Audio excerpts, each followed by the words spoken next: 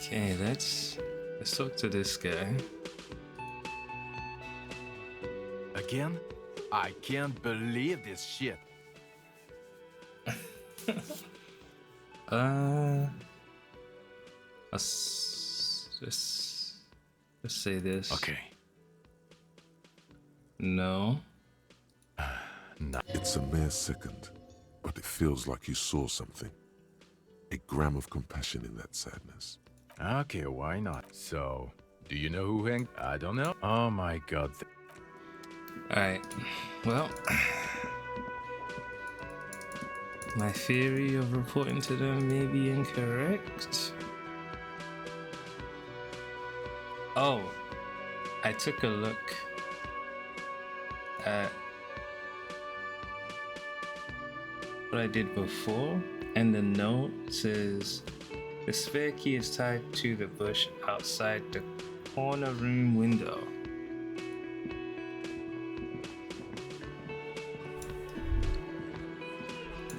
So I gotta find a corner room.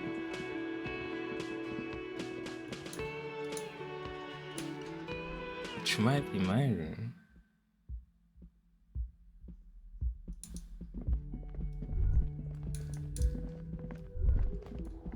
Corner room window.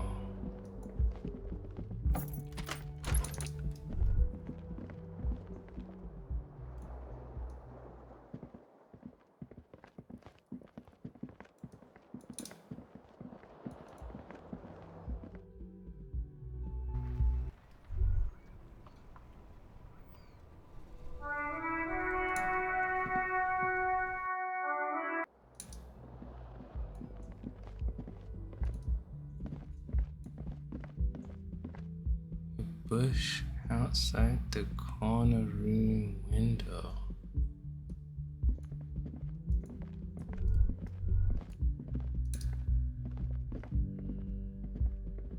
Oops.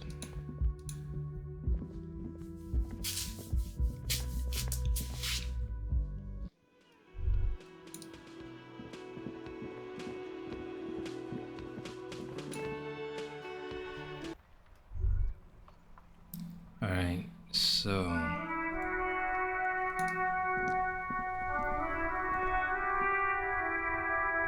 what was the plan again?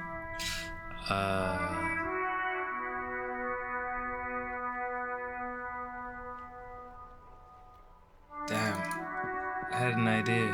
I wanted to report to that guy.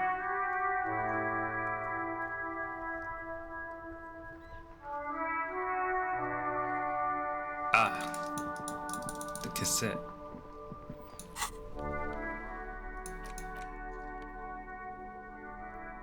Tape Door Gunner Megamix.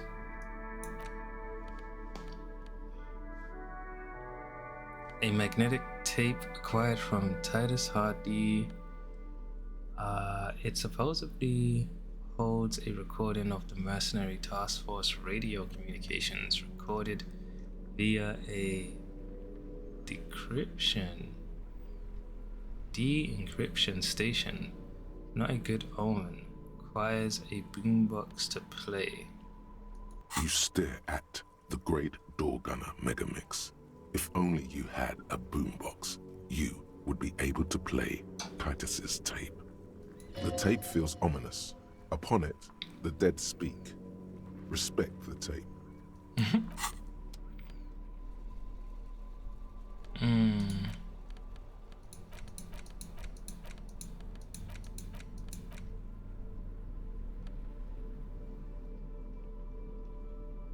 What is this? Did I already interact with The this? face Yeah. of King Free. Handwritten note on the fridge. Oh yeah. The note is written. Okay.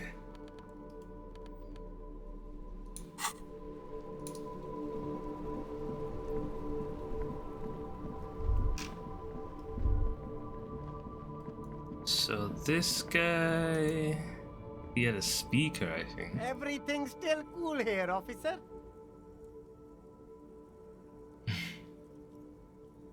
Swayed him to give me some money.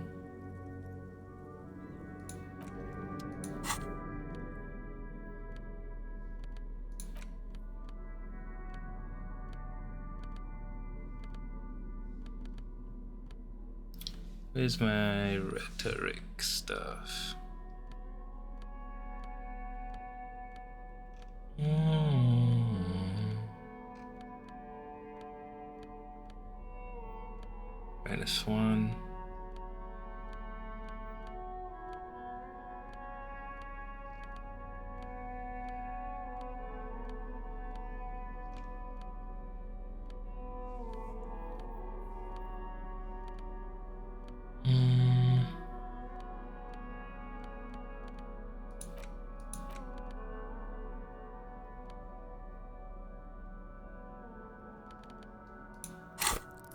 It's blue, right?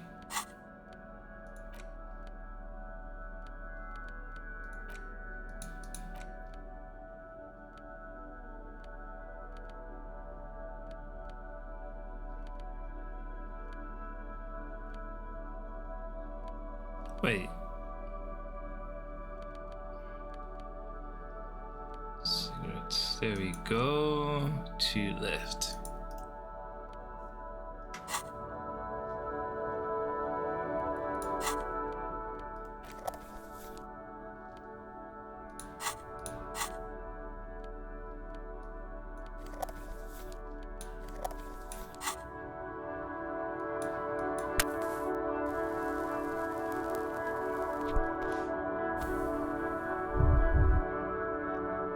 Everything's still cool here, officer.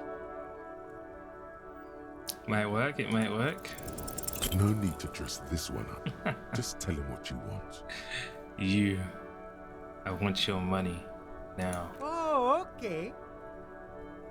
But why, officer? Silang stops, his face suddenly serious. Because I am corrupt. I don't really remember how it works, though, being corrupt. I mean, I don't know. It was just the only thing I could come up with in my head to ask you. I need to get money somehow. Ah, yes. Money is very important. The street vendor nods, dead serious. Are you trying to ask for a bribe? If so, you're not doing a very good job. He looks at the vendor. Sorry, detective. The man grins, as if the entire incident is already forgotten. Okay, I need to level up my rhetoric.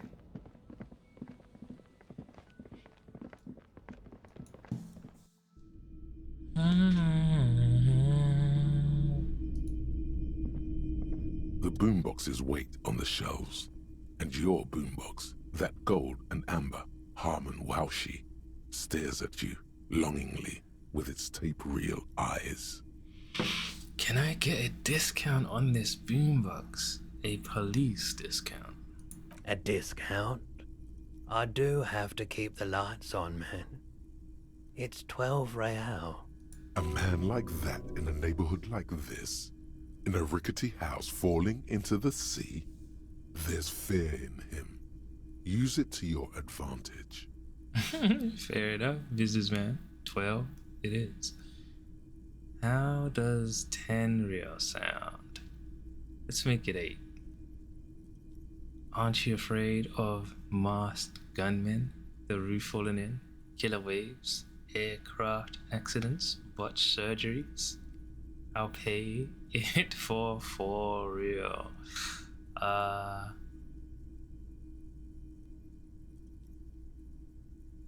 Don't know if I'll get to say all of these.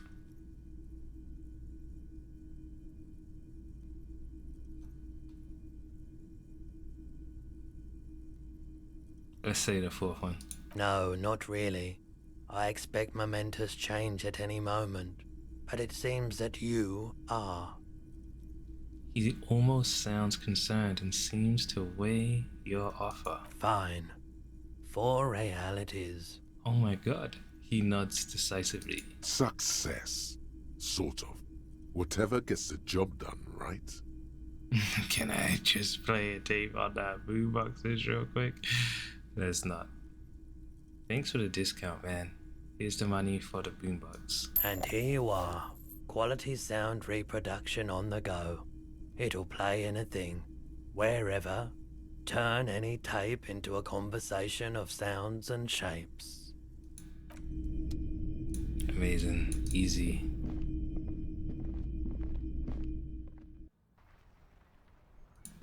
Now. Tape player Harmon Waushi. The WO2.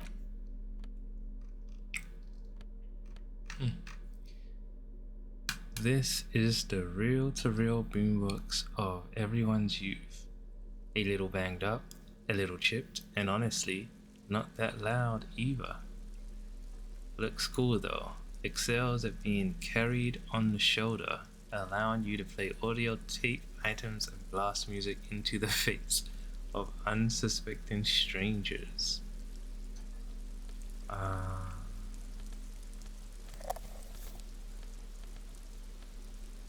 And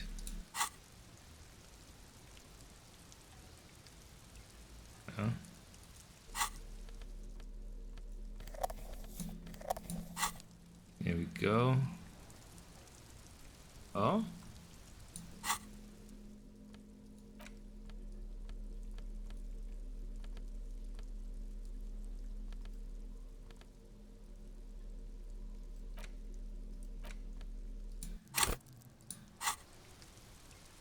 I wonder if I need to be somewhere private.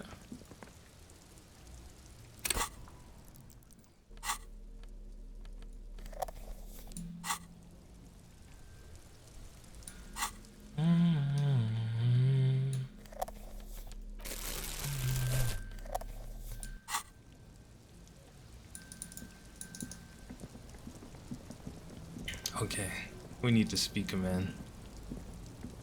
Everything's still cool here, officer.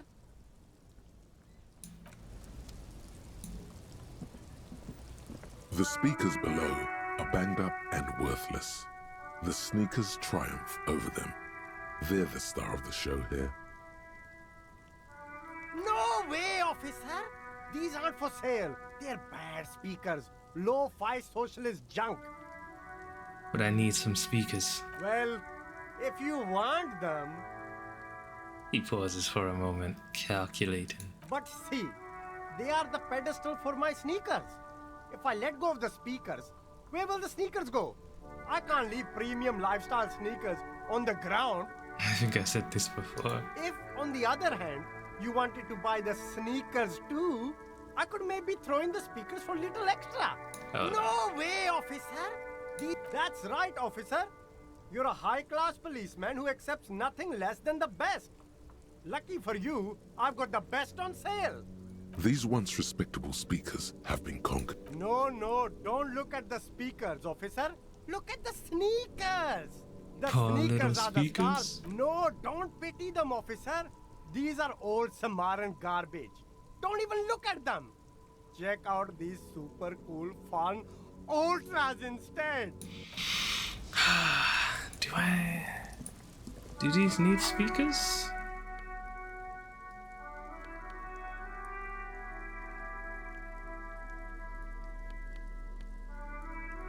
Get this to play tapes.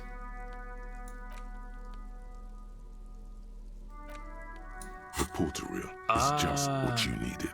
The reels attach to the apparatus with a satisfying click. The tape is routed behind the magnetic reader. Play the tape. You push Command Set, and the tape starts spinning. Violent static and machine sounds fill the air. This isn't Revachol. This is a fucking village. I can almost see the elephants. A man's voice says. Another loud screech. Some kind of machinery. The harbor. That's the son of a Kvalson crane. Oh? I wonder if this is gonna get the person to come out of that container. The lieutenant takes out his notebook. When this shit is done, I'm gonna tear that place up. Soldier of the apocalypse style. Kill shit. Dogs and chickens, too. More static. Gonna run a room, Cordy. A real nice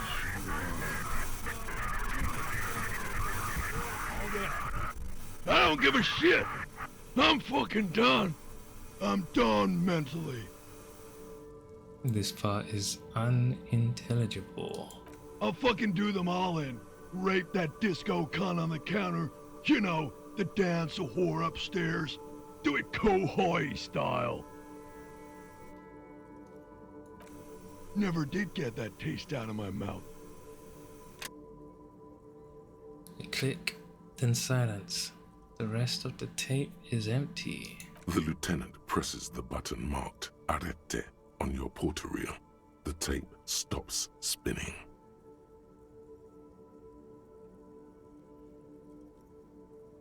What do you think? It seemed authentic enough. Probably recorded off the shortwave, then edited to seem more incriminating. He sounded like he was on patrol around the harbor walls. I agree. He also sounded inebriated. But he did say he's going to do it. You can't edit words into someone's mouth. I think he sounded alright, just letting off some steam. Yes, it was just locker room talk. He says incredulously. The lieutenant looks at the tape. You are familiar with this look now. It's his look of suspicion. There's more going on here than we know. What was that at the very end? Silence? End of recording. Who's this Corty? One of the other mercenaries, I think. The one he was talking to. A friend of his? Bad news. What's Kohoi? A village on the Samaran Isola, in South Safre. Grad committed war crimes there, the kind of thing he talks about.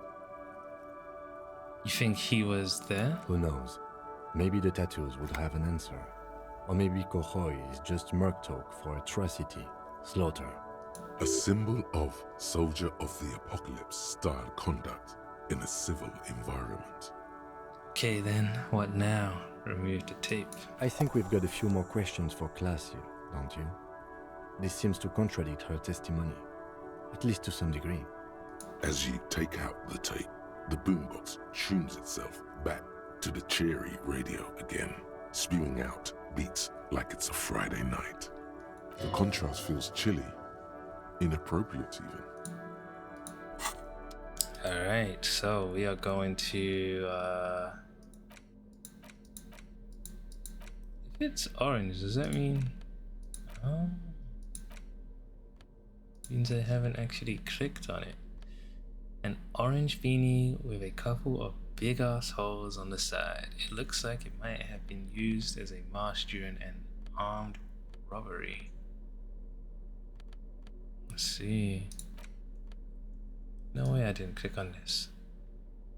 Become the dragon. Become an addict in a strange bobbin robe. Wait. Feeling twitchy. Bum brain. Oh man, there's details everywhere. This sleazy, silky bathing robe in vibrant blue features a roaring dragon on its front, ready to take off into the night. A red belt has been provided for fastening.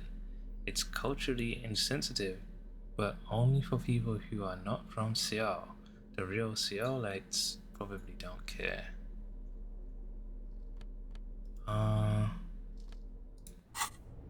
No, I wanted to.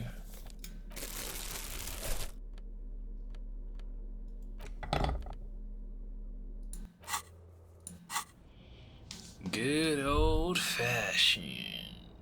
What was in here? The shine on these sunglasses lasts a lifetime, officer. 100% guaranteed.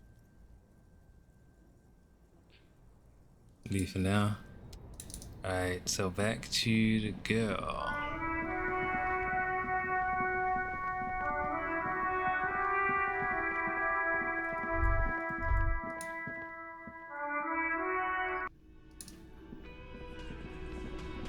It's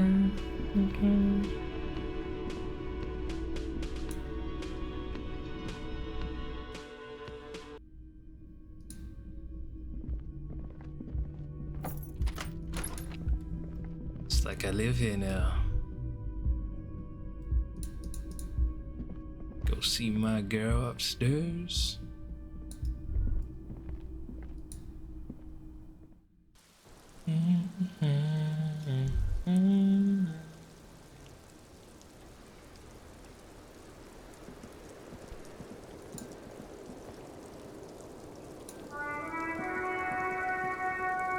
Officer, what brings you up here in the rain? She leans back against the railing. I need to talk to you about your room again. Titus Hardy gave us a recording where the deceased states his intention to commit rape. She puts her coffee cup down. This does not surprise her. Did he? I He's- never said he was a good man, or that he had good intentions. Only that he was never bad to me. A smile flits across her face. She doesn't care. If anything, she sounds amused. On this tape, he specifically identifies you as the target. Where did they get this recording exactly?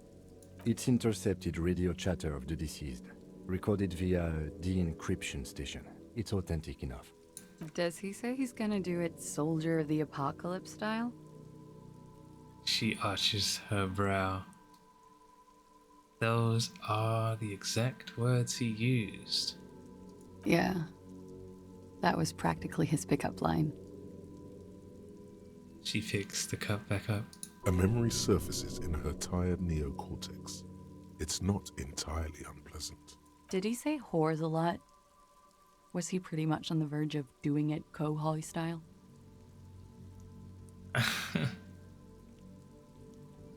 Yes, the word whore was used.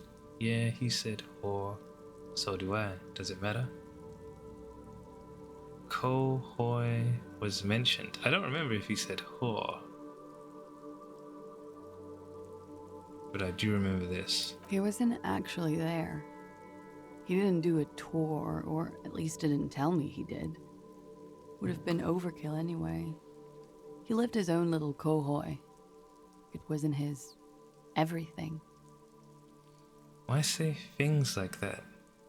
Cheesemo? Yes, was he bragging? Oh no, I'm pretty sure he did all those things. Then integrated them into his idea of normalcy. To keep on living. Until they just sort of turn into his, what's the word I'm looking for? She thinks persona? Running joke. I was gonna say running joke. And it sounds like you didn't even get the good bits. Lely's punchlines got way, way funkier than that. Lely. He was like the Seminoles conflict, the Kohoi massacre, and the 36 famine in Yezut all rolled into one person, then cast in Orani ceramic armor, which he wore in bed and in the shower. When he said he was done, and done mentally, it didn't sound like a joke. Sounded like a deeply troubled man. Hold on. He said he was mentally done. That sounds like a broken man to me. I think I get to say all of these. Weren't you afraid you liked this kind of stuff? And you spent time with this person romantically? Well, maybe I pieced him back together with my magical personality. Chill. Weren't you afraid? Afraid of what? That tape the Hardy Boys recorded? Your mother probably never told you this, but girls are evil. Had I the physical robustness and social support, I'd be in Kohoi. I would be tearing it up Soldier of the Apocalypse style. She wouldn't. She doesn't have the full Hoy in her. Did he tell you he had actually done any of those things? He and Martinez, I mean? No. We were too busy laying waste to our own nervous systems to direct any of the fury outward.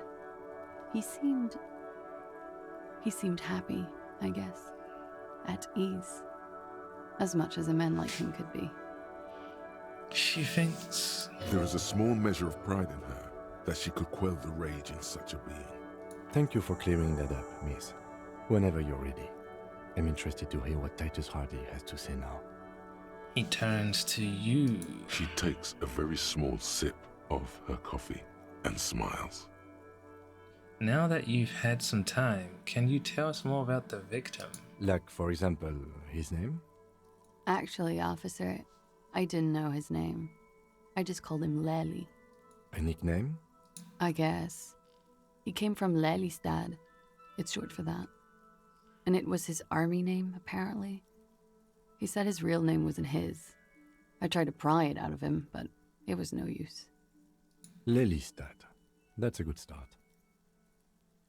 The lieutenant writes it down in his notebook. We have a few questions you can help us with. A few things a field autopsy alone can't answer. Then tears out a page and hands it to you. The young woman cranes her neck, trying to catch a glimpse of the page the lieutenant passed to you. On it is a list of autopsy observations, recorded neatly in blue ink. The last missing pieces of a puzzle of flesh. Oh man, where is Lelystad? The place, I mean. In Oranje, officer. It's, I think municipality is the term. A nowhere town there. You were almost right, officer. That means his race was occidental, not mondial. I'll update the form. Wait. You are almost right, officer. The lieutenant shakes his head, like you just missed a shot in darts. That means his race was occidental. Okay. Look at Classy. Yeah, let's say this. You were both from Orange? Yes. We were compatriots. Did that bring you together? No. He was too old for that. And from another part of Oranjenrijk. I didn't even understand his accent. What brought us together wasn't Oranje. It was bad habits.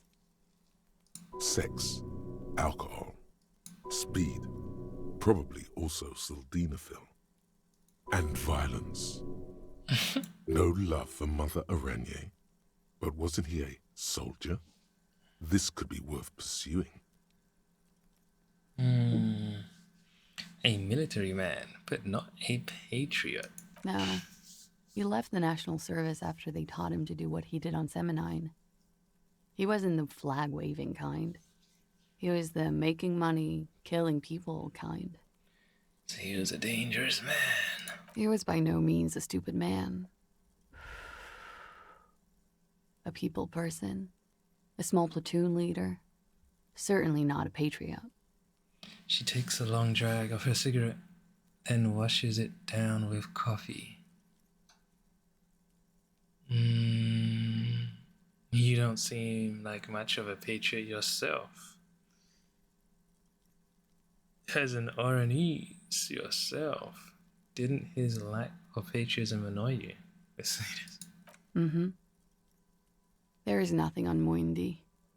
The old world is dead, and we both knew it. Maybe Oranje did bring us together. In loathing. She hums. I love Revachol, though. I hope she loves me, too. She looks around, the wind in her hair. A column of air encircles her, brushing gently on the metallic silver fabric that covers her shoulders and her long, slender arms. Revachol loves everybody. Revachol chooses carefully.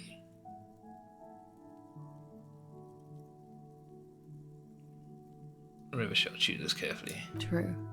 It did not love him. The feeling dissipates. The cold passes. The woman's eyes follow yours to the piece of notebook paper. How old was he, miss? He was 42. Sheesh. 42? Are you sure? I would have had him above 50. He had many scars that made him appear older. But no. The memory makes her smile. We even celebrated his birthday like some weeks ago. It was a funny 2 days.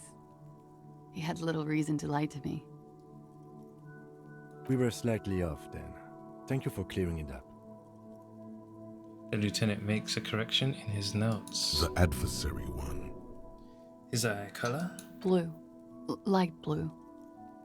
They were like She stops. little blue galaxies, you know? It was strange, seeing those eyes in his fucked up face. She stops, her eyes half closed, then continues. Pardon the swearing. I do him an injustice. He wasn't ugly. And he had a beautiful, soft voice. Very surprising, what with all the scarring. It was quite something, watching him speak. She takes a drag.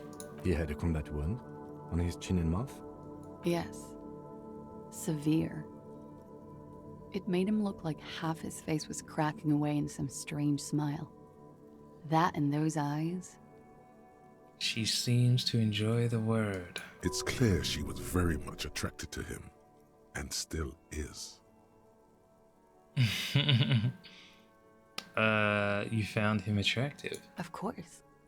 He was the most strangely beautiful man I've ever been with. And I mean that. She shivers slightly. And now, he's dead. A pity. Then adds. Ah, yes. His hair, if you can remember. The lieutenant suddenly remembers. It was light brown, almost blonde. He darkened it with brilliantine, made it oily. Not nice to stroke.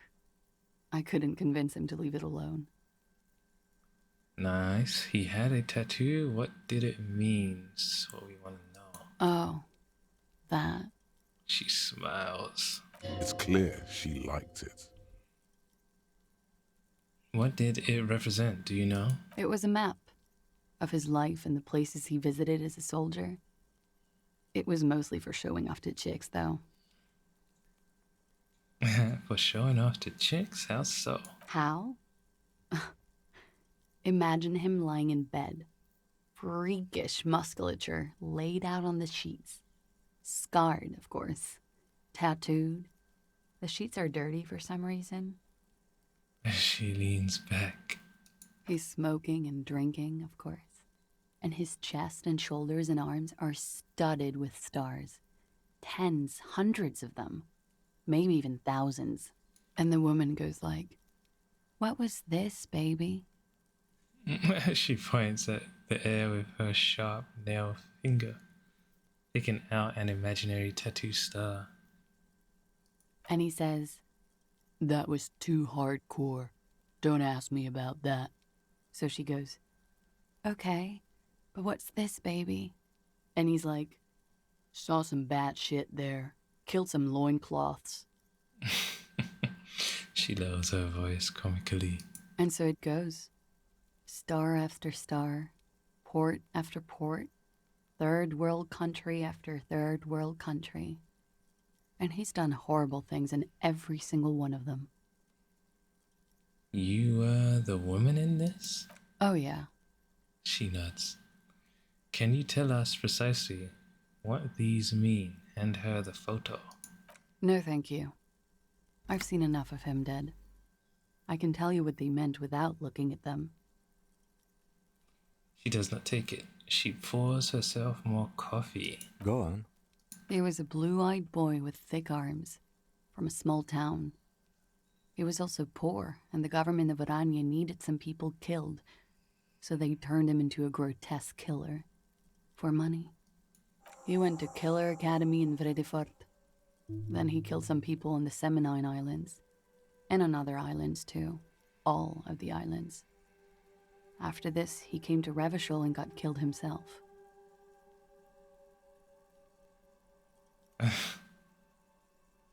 Thank you for clearing that up. Change of topic, perhaps? She looks over her shoulder to the sea, then back at you, smiling faintly. Tell me something odd. Did he enjoy his death? Why do you ask? She seems unsurprised. Just have her answer the question. Don't give explanations. Please answer the question, miss. Did he enjoy the moment of his death? It's just a feeling I have. Indulge me. Well, it's wrong. He had too many drinks to down and too many bad things to do. Couldn't tap out just yet. Everything checks out here. It's all A-OK. Good answer. No, it doesn't check out. Can't you see she's clearly avoiding something here? That's a strange thing to suggest. The lady is as fair and just.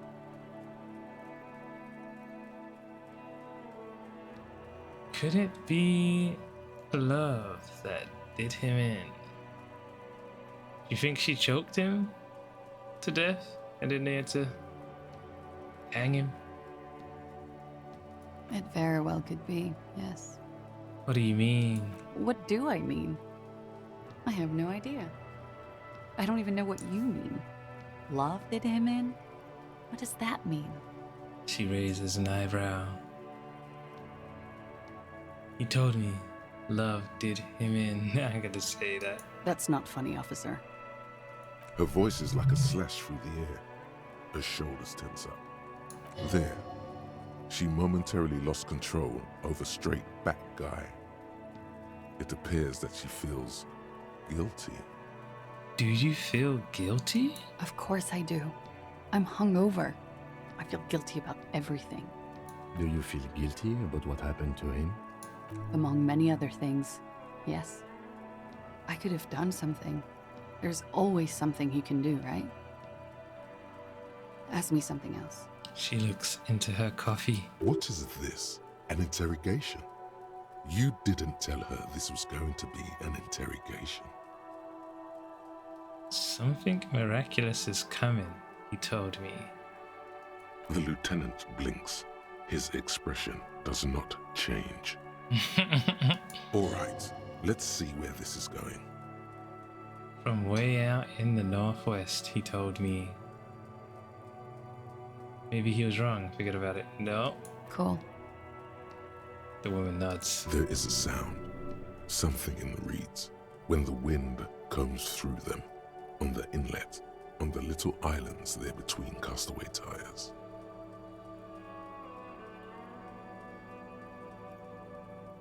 There is something we have all forgotten. Her light brown eyes fix on yours, then disappear behind her bangs as she drops her chin. She agrees. So is she like a prostitute here? Because she's been with everyone. We've requested a semen screening from processing. This is crazy. Good for you. What do you think it will tell us? I don't know how a semen sample works, officers. How many days after intercourse does it have to be? I don't even know if he had sex with someone else. We didn't go steady. Is she avoiding anything? Technically not. Technically not. Come on, man. Listen. You can't trust them. It's just you and me. I think we're finished with this line of questioning. And the lieutenant back his notes. All right. The lieutenant puts the slip back in his notes and observes the young woman for a moment. Coolly, gracefully, she pours herself more coffee. Wait, stop. That man, bloated beyond all recognition, was 42? It's what she said, yes. Below the damage, the weeks of decomposition, all the swollen indignity of mortality. He was 42 years old. Where's this going? How old are you? That's where this is going. 45,000 liters of raw alcohol has left its disfigurements. What lies beneath, you wonder? You could ask either one of them.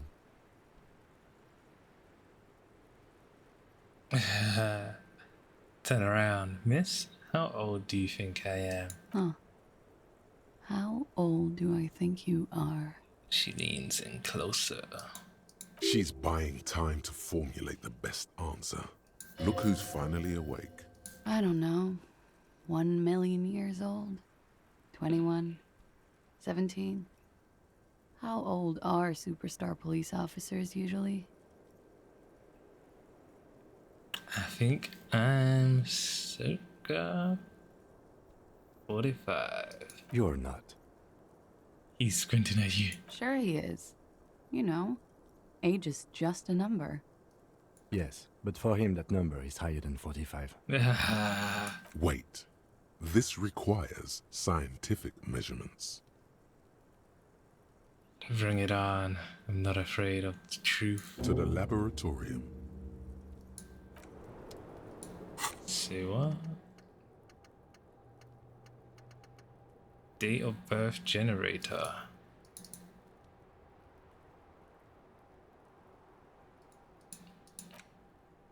Research. Your face looks like it's 58 and your body feels like it's 60. Your mind feels like it's lived for 1 day or 100. Both longer than they ought to be.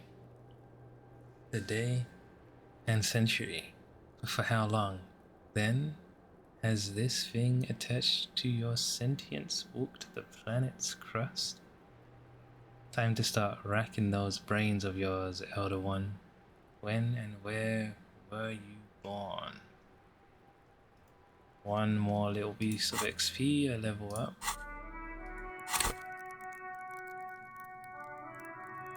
Oh, is that because I took my drug? I think it is. I need to get that XP quickly.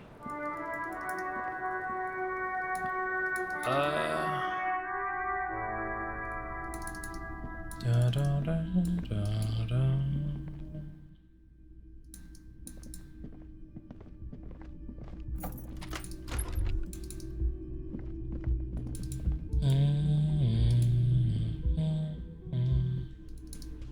Slap this guy as I walk by him.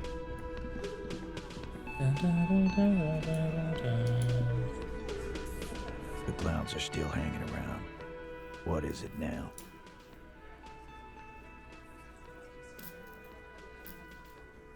So I talked to Gracie about the tape. And He tenses immediately. Chest tightens. Jaw sets. Ready for another blow. And nothing. She stands by what she said. that fucking fucker. You're the worst cops in Revachol. I gave you gold on that tape. He stares at his beer for 2 seconds, intently, and turns to you. That fucker wasn't aimed at you. It was at her. Gold? It was just locker room talk. It's not evidence. It was dark stuff, but it didn't prove anything, and it didn't change her mind. Yeah, it was bad. Honestly, I expected it to have more effect. She pretty much laughed it off, Titus. Yeah, let's say that. Fucking fuckity fucker. And what did she say then? That it's fine. People are supposed to be like that. He shakes his head in disbelief. Sounds like you wanted it to change her mind about the hanged man. This is definitely personal. It did not come as a surprise to her. She definitely wasn't scared. Actually, I think it made her a little nostalgic. If anything, she seemed turned on by the whole door gunning thing. Titus, she said she would like to be a little door gunner herself if she could. Let's see. Yes. In fact, I think she thought it was a little funny.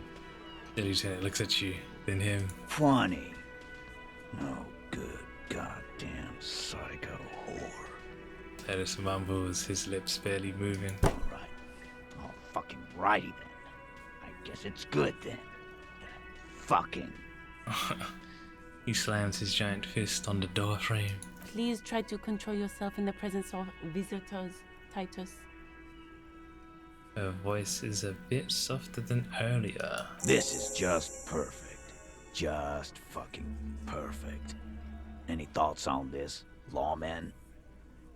Titus rubs his chin with his palm as if trying to grind it smooth. Women are crazy, irrational. That's what you're thinking, right? Also, your fists are itching for a bump. I think this is personal for you. I think you had feelings for her. Ooh, you know what I think? Women are crazy, man. Maybe she isn't who you thought she was. Maybe she is still in denial, you know? Like a defense mechanism.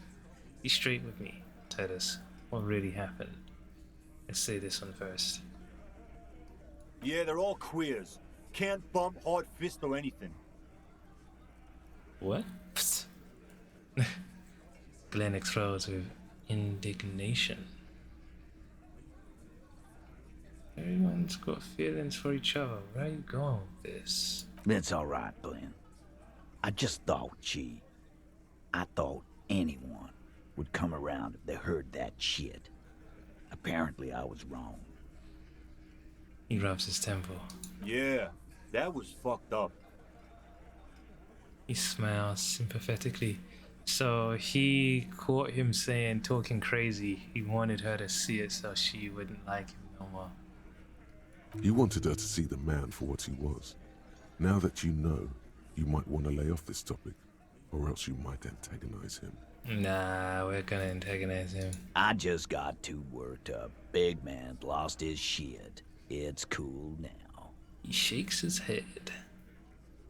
You know what I think? Women are crazy, man. You can say that again, copper. Right here. He holds out his giant fist. Wow. Here we go. Bump it hard. Bump it hard. Your fist connects with his. Hard. The slam is audible. You can almost hear his bones ring. Your knuckles tingle, life-affirmingly. A flash of pain, like slamming your fist against iron. He is stronger than he looks. And he looks like Ramut Kazai. And now you, Bina Claude. His voice is chummy as he turns to the lieutenant. The lieutenant adjusts his glasses, then extends his curled fist and taps Titus's bruised knuckles. A bond has been formed. Not bad. I wasn't trying to bond with this guy. Maybe she isn't who you thought she was. Nah, I know her. She's just a girl. In over her head. Titus, she has my whole skill set compromised. She's some kind of crow. She has special training, and I'm not talking about RNG's lit. She's not some helpless girl. She handled the mercenary well enough. She's a hardcore party girl with a bigger death wish than mine. Let's say that. Yeah, you're right about that. She takes way too many drugs. He cracks his knuckles thoughtfully. Well, it's as they say. You can't do anything with an underdose. The mask says with a philosophical look in his eyes. With an overdose, you can at least try to come off it. Take a bath, do breathing exercises, get medical attention as necessary. With an underdose, you're just you. Yeah, but I mean, she has an actual drug problem. Not like you. Not like us. I don't think I've ever seen her sober. He glances at her rear. Be straight with me, Titus. I already told you. We fucking hanged him. He puts his giant face in his hands and sighs. There's less gusto in his voice now. His men too are growing increasingly silent. Come on, Titus. It's been a long day. I'm tired of running back and forth between you. I can see you're tired too. Why don't you just... You know what? I am tired. I'm tired of you and the whore upstairs. Gets closer. Next time you see her, tell her Titus said, Fuck on! He throws his beer can down. This is the petulant rage of someone who's at the end of their wits. That lying, scamming. We're done. This is over. Understand? Your little investigation is over. Yeah. There's a silence in the room. Elaine starts saying something, then thinks best not to. What is this quiet funeral shit? All we need is some beers in us. Bartender, 20 beers for the Dock Workers Union. He looks around. Why do we make it 40, huh? Why do we make it 100 beers? You're not loud enough. The man shouts from behind the counter. 100 beers? Now we're talking. Hoppity hop over here, cafeteria manager. Glenn lightens up. The window might be closing. The more beers they get in them, the less cooperative they will be.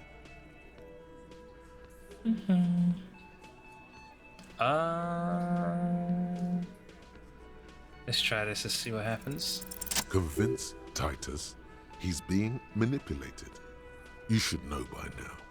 Titus Hardy will never falter. But you know someone who might. One of his boys will. Fat Angus, the powerful guy. Mr. All Muscle. The time has come. Put him in the pressure cooker. Just remember, it's about more than Glacier. It's about these men and Martinez. Their district. Their responsibility. Outside, in the midday sun, ruins. The pavements are cracked and the benches peeling. Newspapers blow in the wind. Oh, it's the key outside this window. Maybe I'll be able to see it now. Is it then? Case closed. Look around. We're going home, Kim. Huh? The lieutenant raises his brow. He'll get it. Go on. Write it down, Kim. In Martinez, they just kill you because they don't like you. Got it. Kill you because they don't like you. All because... He takes out his notebook. Because of some chick. Bring that up one more time, and you won't get to write that report. A wince. It's involuntary. The man's fists under the table are balled. You can tell from his neck and shoulders. He means it. Yes, I understand, Alain. That's your name, right, Alain? You'll kill us. That's what they do in the Wild North. He scratches in his notebook. They just hang you, like in the Dark Ages. Make a display of your corpse. They club you from behind, string you up, and go back to drinking. It's cool, guys. You drag them out back, light their corpses on fire and piss on them. You don't care. Let's say this one. We didn't light him on fire. No one pissed on him either. This fat guy. You hear the fat man wheeze. He's trying to get up. That's it. That's the weak one. You flushed him out. Now go in for the... Officer, you will be next if you don't shut up. The old man reaches for his belt, but his voice is strangely calm. He's onto you. He knows what you're trying to do. Steel yourself. Push on. Just ignore Theo. Turn to Angus. Or what? You're gonna kill me like you killed him? For no fucking reason. Turn to Theo. What happens if I keep talking? You're gonna kill me too? In this bar? For nothing? Look at Kim first. Safe option. The lieutenant has put down his notebook. His hand is resting on his holster. He gives you an imperceptible nod. Hey. What? What does that mean? Go for it. The lieutenant has his eyes set on the fat guy. Push Angus. We're almost there. Which one is serious?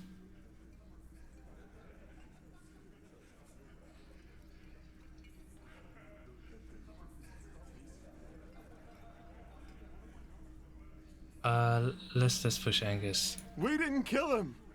We didn't even hang him. He was dead when... He takes a breath, wheezing. Shut up, Angus! He was dead before you hanged him? Fatty! Say one more thing to the cops and I'll... The little guy hits Angus on the back of the head. A loud slap.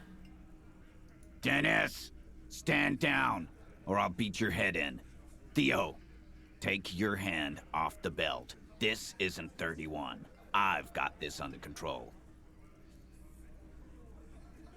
Titus roars. He points to the old man. Does he?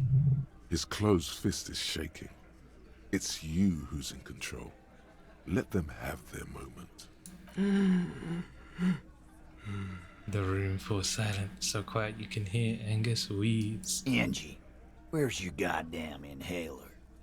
You sound like you're dying. I left it home. I can't get it. I'm too fucked. I'm sorry.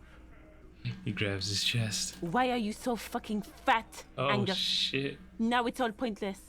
Because of you. You wasted my time. I told you, Titus. I told you just give her up. Lizzie snaps at him. She turns to him. Lizzie, your help is no longer needed here. Go tell Everard. He turns to the fixer. Fine. I'll tell him. After a long walk along the coast. She walks off without looking back. What just happened between these two? You're in. He's all yours. Questions? I whisper, Kim, we did it. So you didn't kill him. He was already dead. So who killed the merc then? Any leads? Say this. The lieutenant gives a smile only you can see. So you didn't kill him. He was already dead. He nods. You hanged the corpse to cover up the real cause of death. What was it? We're not sure. Probably a bullet. The wound was difficult to see. So there was a wound. You should try looking for it one more time before you send the body away. Why? Because the girls asked us to. They were in some shit. Did she kill him? Cop, I have no idea. The girl says she didn't. He doesn't think she did. Or at least he hopes she didn't. What happened Sunday night? Classier came down. She seemed really out of it. Drugged up, even more than usual. Bug-eyed and gurning, you know? Not in a fun way. He points to the stairs. It looked like she'd redosed after something went down. I've seen that look before. She was scared. I knew someone had died. How did you know? I've done this job for 10 years. I've seen it before. It's the politician in the motel room with the dead hooker scenario. Only in reverse. Good analogy, boss. The rat-faced man snickers. You don't get to talk yet, Shanky. You're still on the bench. And you keep taking it easy too, Angus. He points at him.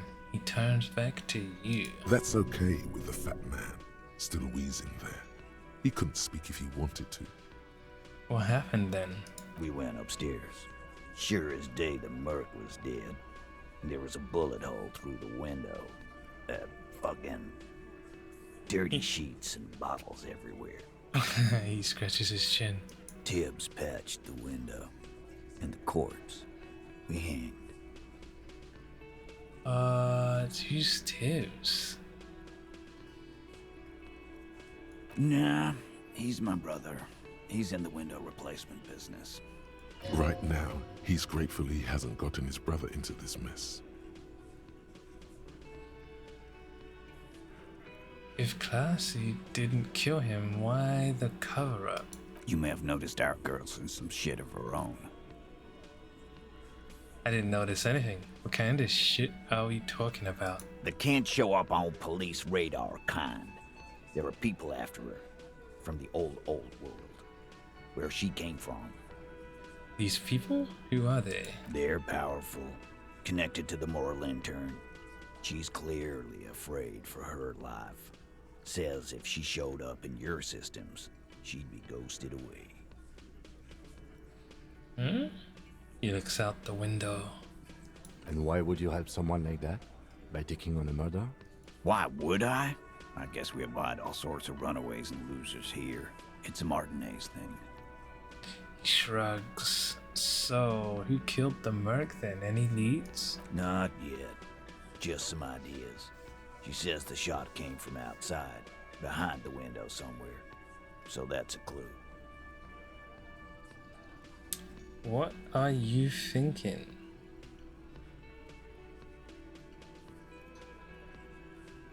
Yeah. I'm thinking someone's past caught up with them. Either hers or his. Hers, you mean? I mean the people after Klausya. Maybe the shot missed. Maybe it was meant for her. I like that. Been thinking the same thing myself. Young guy nuts. And you had ideas about his past too? My dude. One of those mercenary buddies of his could have done it.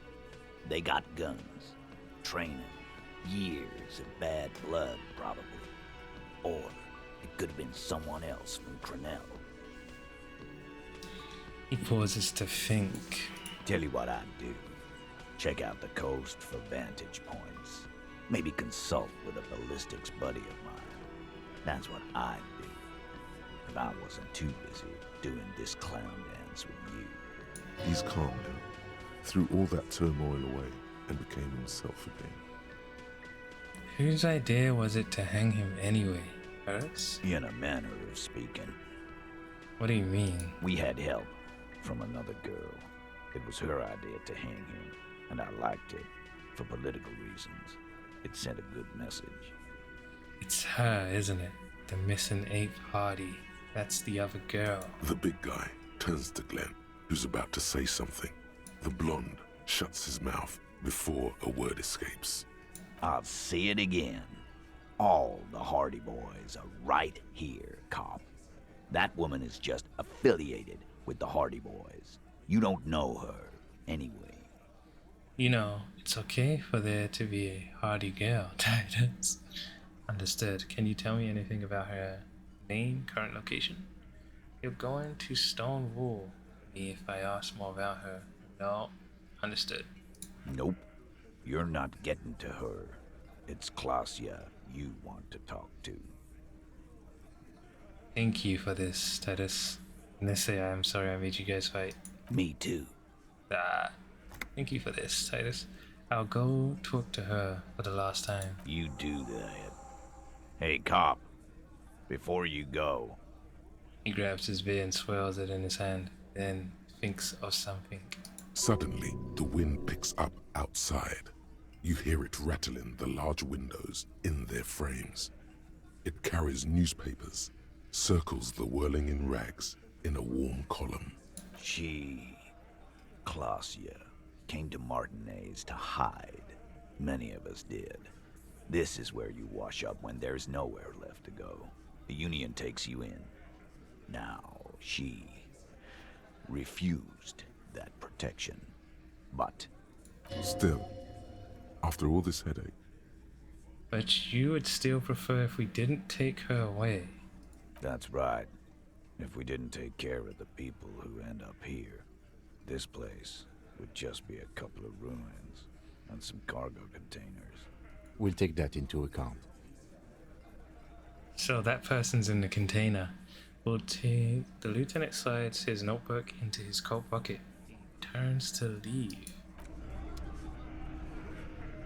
Can't do it with class. Don't do it at all. So let's see what happens when I look through here. Again, you find yourself looking at that big old window. Jeez, imagine I fail this. There's a yellow ribbon tied to one of the branches. Light yellow, faded with time. A tiny splash of color in the blackness of the thicket. Hanging from it, a bronze key. It's close enough to the latch up there. One can slide it open and just take it. Surely not a coincidence. Someone set a key in the bush. Point at the window. Huh? Big guy looks behind him. I need your guys to hand the key to me. Can you let me slide by so I can grab the thing? I don't know about that. I'm comfortable here. Don't think any sliding would really help right now. The tattooed man yawns and settles more comfortably on the bench. Sorry, fucko. Looks like you're gonna have to go bush diving. Good fucking luck with that. The Hawthorne's got a bitch of a bite. I'm gonna enjoy the sight of you in the bushes out there. With a loud thud, the old man stands up, pushes the window open, grabs the key from the hawthorn branch, and slides it across the table to you. Nice. Take the key. The key is brass. Workshop spare is etched into its bow. The old man closes the window and sits back down in silence. Come on, man. We were just having some fun. Where's the harm in? I'm tired of listening to your shit. Thank you. Nod to the old man. Does anyone know why this key was hanging right outside the union box window? Look at the key in your hand. I wonder what doors. Thank you. Don't thank me. I don't give two shits about your key. The old man takes out his pack of chewing tobacco. There is a silence around this man's words. Unlike Titus, they're afraid of him. That's the type of respect he commands. Does anyone know why this key was hanging right outside the union box window? Didn't even know it was there. Boys. The man looks at the key in your hand, then around the room. No idea. Never even seen it. Someone must have hidden it there before this room became our place. Look at the key. It's for the blue door in the kitchen. There was a note there that you missed. It said the workshop key is behind the window. It's this key. He makes a note in his blue notebook. I didn't miss nothing, Kim. Don't disrespect me. You see a heavy steel door with a prominent dimple lock. It's painted blue. Try the workshop spare key on the door. The key fits the dimple lock. It takes a bit of effort to turn it after all these years, but then the lock clicks. Hey, what's this? If him says Frank Cognigerian? What?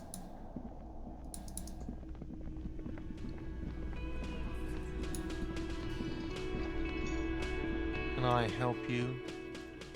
Goodbye. Alright, so we're gonna talk to the girl.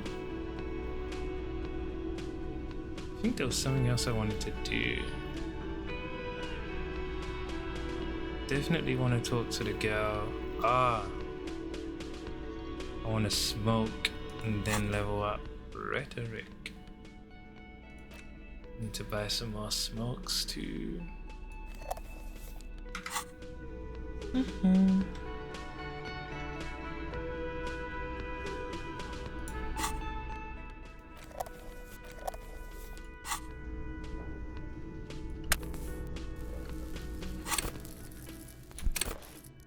Level up.